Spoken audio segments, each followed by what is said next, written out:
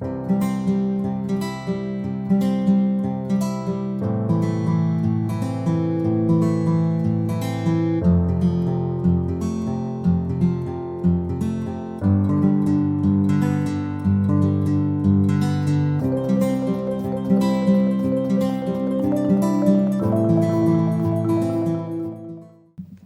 are those things. I am.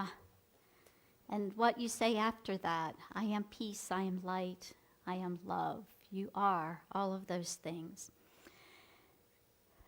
So Thich Nhat Hanh says, no mud, no lotus. And if you've ever seen the beauty of a lotus flower, it's exquisite. And it grows from the mud.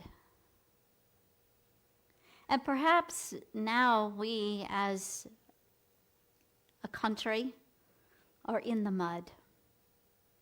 Sometimes it feels a little murky. Sometimes it feels a little messy. But from that grows a beautiful flower. And I believe with all my heart that the same happens for us as individuals, for us as communities, for us as a country. So these 4 agreements that I've been sharing on Sunday, I trust and I hope that they've been tools to help navigate the muddiness, the messiness that you might feel that we're in right now. So as we talked about that very first agreement, to be impeccable with your word, we don't sell out on our own ideas. We stand authentically in who we are. We stand in our truth with kindness and compassion for others. But we speak our words. We let our yes be yes and our no be no. We are impeccable with our words. And we learn not to take anything personally. That everybody has their own ideas, their own perspective, their own point of view. And we learn as we grow in maturity to honor that view, whether it's our view or not. And we don't take it personally when someone has a view that's different from ours or behaves differently in expressing that view. And last week, we learned not to make assumptions. And we know what happens when we make assumptions. We make up a story because we don't have the facts, all of the facts. We don't have all of the information. And so in our human mind, we fill in the blanks with a convenient story. So when we avoid making assumptions, we avoid making up stories about others. So this Sunday, we're going to spend a little time on always do your best. But we bring all of these other agreements together into always do your best. It's the final agreement, so the others take some practice. And Don Miguel Ruiz says it allows, this 4th agreement allows each of the other agreements to become embedded in our way of thinking and embedded in our way of living. It sounds familiar, doesn't it? Like that 5th principle that we just recited. That we live these things in our world. And I find nothing in the 4 agreements that's contrary to our 5 principles or to any of the things we teach in unity. Always doing our best is a practice that becomes our habit. And our habits become our character. It becomes how that light of us shows up in the world. Does it show up small, dwindling light, or does it show up bright and bold and beautiful? Our character says a lot about who and what we are. Now, on any given moment, in any given day, our best is going to look different. For me, When I'm rested, when I've done my morning walk and my morning meditation, and when I am mindful about my nutrition, I show up perky, alert, on point. I have a lot of energy and I can be present. Now, when life circumstances show up with family or the world or a foster puppy that won't let me sleep, my best looks a little bit different. If I'm not well rested, if I'm very fatigued, if I'm staying off a cold or something, I look and feel low energy. I'm much less talkative or withdrawn. I might be more introspective. And for other people, that is interpreted as being in a bad mood or being aloof or unfriendly. So you see how all of these agreements kind of flow together. That's a big assumption made when I'm just tired. And how I show up tired is very different than how I show up rested. So you're going to likely notice that practicing that fourth agreement means that we've well practiced the first, second, and third agreement. And when we practice all of these agreements together, our emotions are less volatile. We function on an even keel. And what's important to remember is that as life unfolds, as it does, as life happens with all of its surprises, as it does, and as we are impacted by world events, natural disasters, human-inflicted pain and suffering, wars, the suffering of the world, when those things show up, as we express our best changes, depending on how engrossed we are into all of those things. And we can remember to always be kind to ourselves. I often say that we give from the overflow of what's in us. So if I'm overflowing with love, I'm going to be giving love. And so if I'm overflowing with kindness, I'm going to be giving kindness. And I can't overflow with kindness if I'm not kind to myself. It's just not possible. If I'm stifling the flow of kindness with myself, how can I possibly be genuinely, authentically kind with you? I might put on a facade of kindness, but what's deep inside? So we give from that overflow. And then we refrain from judging ourselves, for critiquing ourselves, for criticizing ourselves with the I should have. When you hear those words, oh, I should have, that's a flag. Pay attention to that. And when we move away from all of that judgment and criticism of ourselves, we move away from guilt, shame, self-blame, and self-punishment. We move away from all of that. And when we refrain from those habits and are compassionate with ourselves, we avoid suffering. And who wants to suffer? No one does. We avoid suffering. So remember when we act and respond with the awareness of our personal commitment to live into our unity principles and to live with these four agreements and to live and use spiritual laws. Not just to let the laws be in existence for us, but to live and use those laws. Each and every day, doing our best will be a moving part of us. And we'll become better. We'll become more consistent in how we show up. It'll be easier for us to return to our center, to return to our truth when we're drawn off center. Sometimes happens, doesn't it? So think back 5, 10 years ago to where you were spiritually and appreciate the growth that you've experienced. Appreciate the expansion of understanding that you've developed. Appreciate the depth of your relationship with the divine that you've grown into. Appreciate it. Know that this growth and expansion never stops. We keep expanding our best. It only stops when we stop.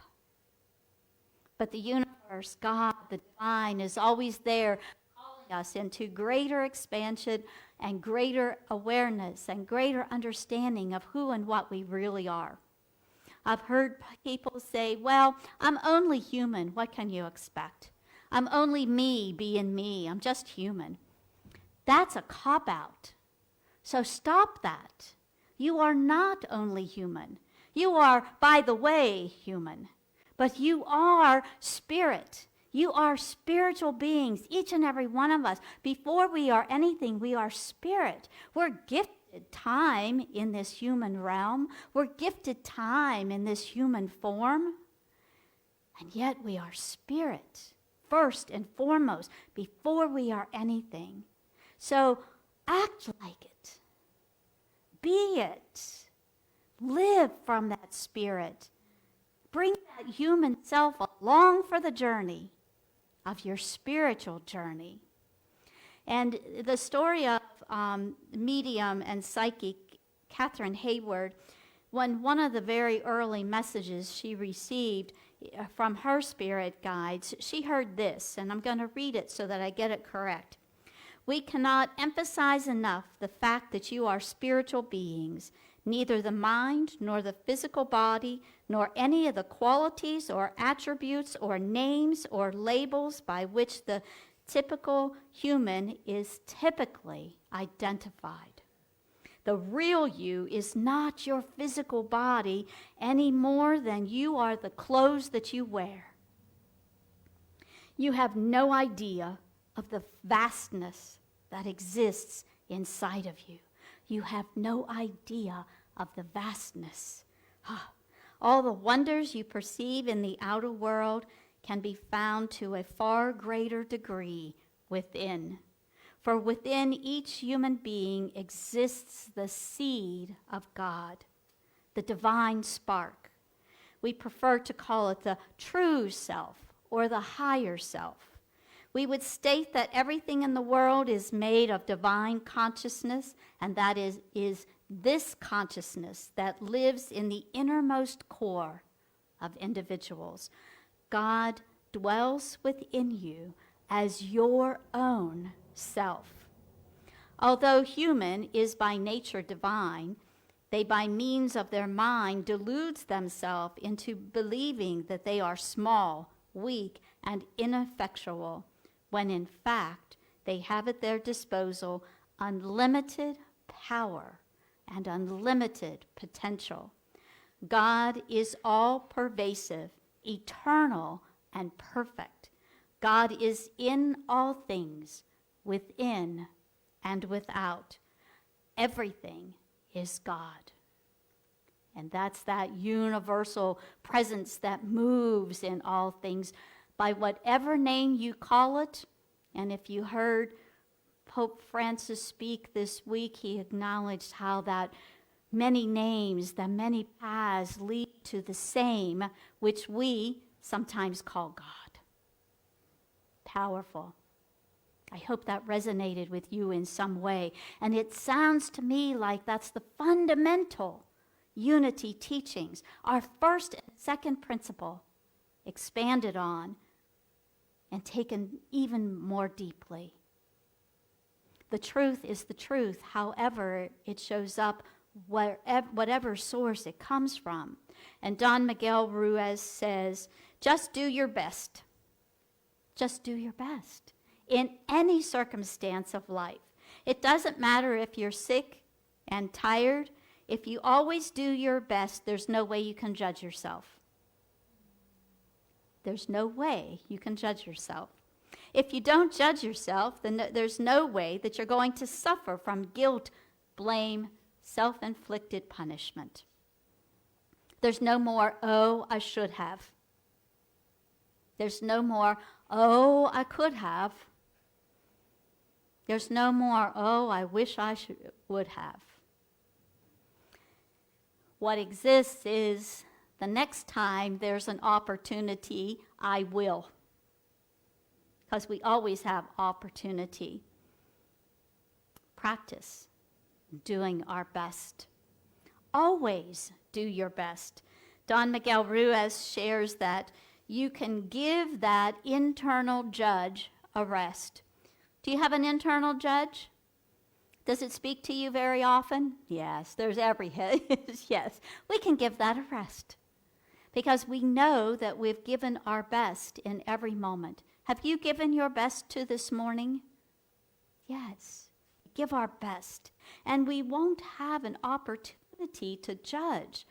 We'll always have that inner knowledge that whatever we're doing, now we have to use our integrity and our honesty, and we know when we're off center. We know when we're being snarky with people and critical of people. We know. No one has to tell us.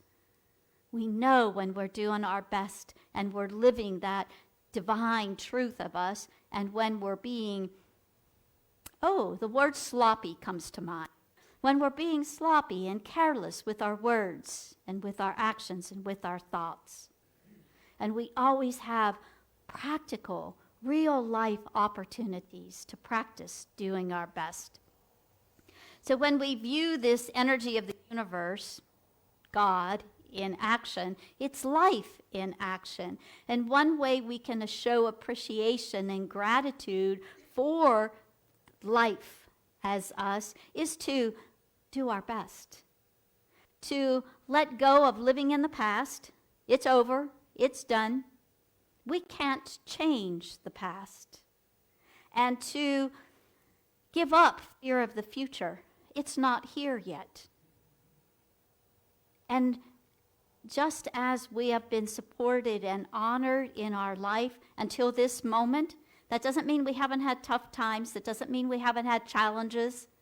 It doesn't mean that life has been easy and that every moment has been wonderful and marvelous. We have had some challenges to work out. We've had some lessons to learn. We've had some experiences with the ups and downs, the ins and outs of life, right?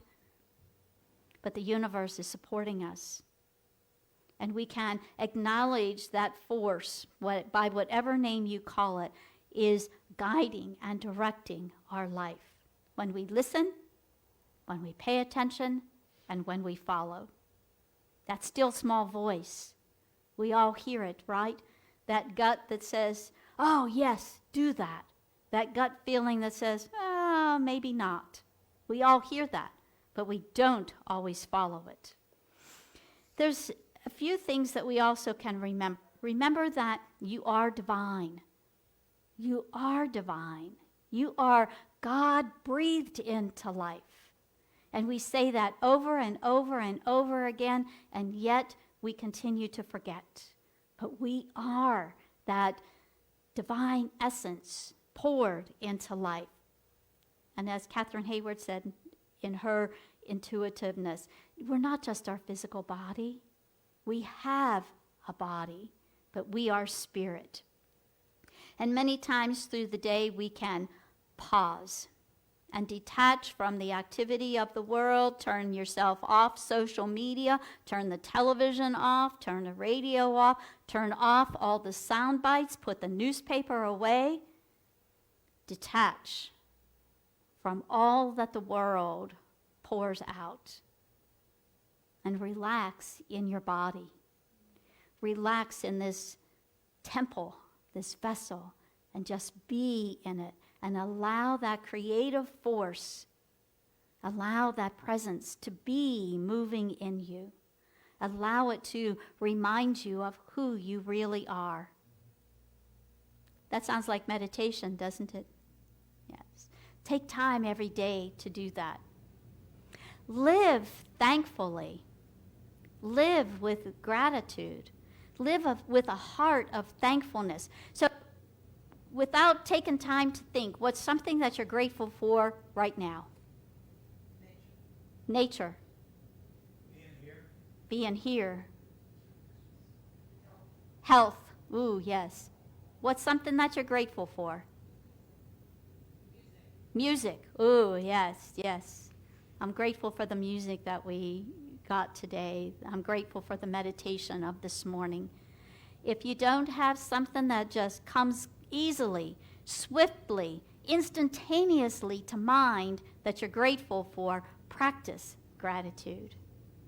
Practice being thankful for every little thing, the crumpled leaves that are fallen to the ground, the wildflowers that are turning to seed. Watch them and be grateful for even the smallest nuances of life. Notice it. Be mindful of it. Speak it. Oh, I'm so grateful for. Get in the habit of that gratitude being an essence of you. And be kind. Be kind in your thoughts, in your words, and in your actions. And where do we place our kindness first? With self? Be kind to yourself. There's an opportunity to grow in every experience we have. Seize that opportunity.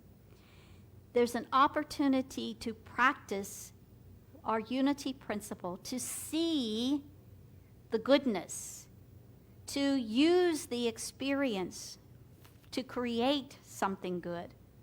If it feels like a terrible experience, how can you use it to make something good? Not everything that we experience in life feels good, but we can learn to use it for good. Live a life of forgiveness. Live a life that forgives easily, effortlessly. Often, when I ask people what their forgiveness practice is, there's silence. We talk a lot about forgiving, but we don't talk about how to. So do some research. Maybe that's a lesson for another day, the actual process and practice of forgiveness. You know, Charles Fillmore is said to have had a daily forgiveness practice. At the end of his day, he reviewed his day to see the places where he may have offended someone and forgave himself. Looked at the places where he felt transgressed by another and forgave them. So notice it's a two-part, forgiving ourselves, forgiving each other. And make that a practice of your life. Be easy and generous with forgiveness. And remember that our thoughts are things. Our thoughts have a vibration that come into existence. Those thoughts that we hold on to consistently. Those thoughts that we hold with enthusiasm. So now we're in this political climate. What are your thoughts about the people who think and vote and speak differently than you? Oh, yes, I see some chuckles. Yes. So notice those thoughts. Grab those thoughts, and is that really what vibration you want to put out into the world? Is that truly what you want to contribute to the collective consciousness? If your answer is yes, then go on ahead. But I suspect when we're having those negative thoughts about the other, that's not really what we want to put into the universe. So allow that to be transformed into something of kindness, of something of compassion, of something of allowing differences. So those thoughts are things. They're energetic vibrations. And we don't live in a Pollyanna world where we just say everything is positive and wonderful. We look at it realistically. We look at it with a wisdom and understanding, and we use our power of dominion to guide our thoughts, to take them to the places that we want to be, and to have the feelings and thoughts that we want to hold, knowing that that's what we're contributing to our world, to that collective conscious. And accept responsibility for our thoughts. No one is making you do anything. We're not made to do anything.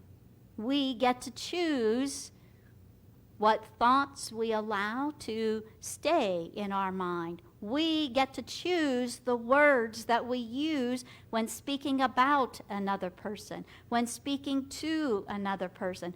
We are the owners of our word. So we exercise that dominion. We accept responsibility when we misstep. We might not show up perfect every time. We might slip in our language, but we can take responsibility, own our words, and consciously contribute to the collective. And now is a really important time for us to do that, because the world isn't showing us positivity. The world isn't repeating uplifting in mass. We get to be the ones who shift it and change it and lift it up into a higher way of being. We're the ones that get to do it because you know how to do that. You know what is true. So we get to lift the world. In times that we feel chaos, in times that we feel despair, we have to remember not to lose heart, that God is greater than our heart. Our God is greater than anything that moves in our heart. And so we turn to our prayer, we turn to meditation, we turn to our spiritual practices to rebuild our strength, to get our footing once again, and then to carry forward. These teachings, these practices aren't just for the days that are easy. They're for the days that challenge us. They're for the days that frustrate us. And the people who stand in front of us calling us to be our best. Those people who challenge us and push our last button and touch all of our bruises. These teachings, these practices are for those days and those people so that we can use them and put them into place and become them. And we need to remember that while we are spiritual beings, we do have this physical body. Treat it with reverence. Treat it as the temple that it is. Nurture it. Allow it to rest. Exercise it. These are ways that we can always do our best. And know that there are going to be difficulties and obstacles, past and present. There will be difficulties in the future. But we call ourselves to remember that love is the greatest power in all of the universe. Love is the most healing power of the universe. Love resolves conflict. Love heals our physical wounds. Love is the greatest power that we have to use. We remember, too, that this human experience is ours for the purpose of growing and expanding, growing deeper in our understanding of the divine, growing deeper in our understanding of ourselves as expressions of the divine, growing even more intimate with our relationship, with our union with the divine. We get to do all of that. And we have to be willing. We have to be willing to grow and stretch and give up ideas that don't serve us anymore and bring on new ideas that do. We get to allow ourselves to be transformed from the hurts of the past to the openness and love pouring in the future. We get to do and be all of that. Know that this is a change in us. Mark Nepo says that there is not a thought or a feeling that lasts forever. They all come and they all go. The ones that stay are the ones that we grab onto. The ones that stay are the ones that we welcome, that we make a home for, that we pack into us. So choose what you pack into yourself. So I have a question. We've been studying and sharing these 4 agreements over the past few weeks. So what will you do differently because of them? What in your life, what in your daily practice will you do differently because of one of these agreements? Be impeccable with your word. Don't take anything personally. Never make assumptions, or always do your best. What will you do differently? It feels like the point of all of this is that we learn to do something differently, to get off the hamster wheel of the same old, of being the same way over and over and over, to reacting to people in the same old way that frustrates us. These are ways that we can make a change, that we can move in the world differently. Maybe better, bigger. And we always remember that no matter what we do, we let all we do be done with love. Namaste.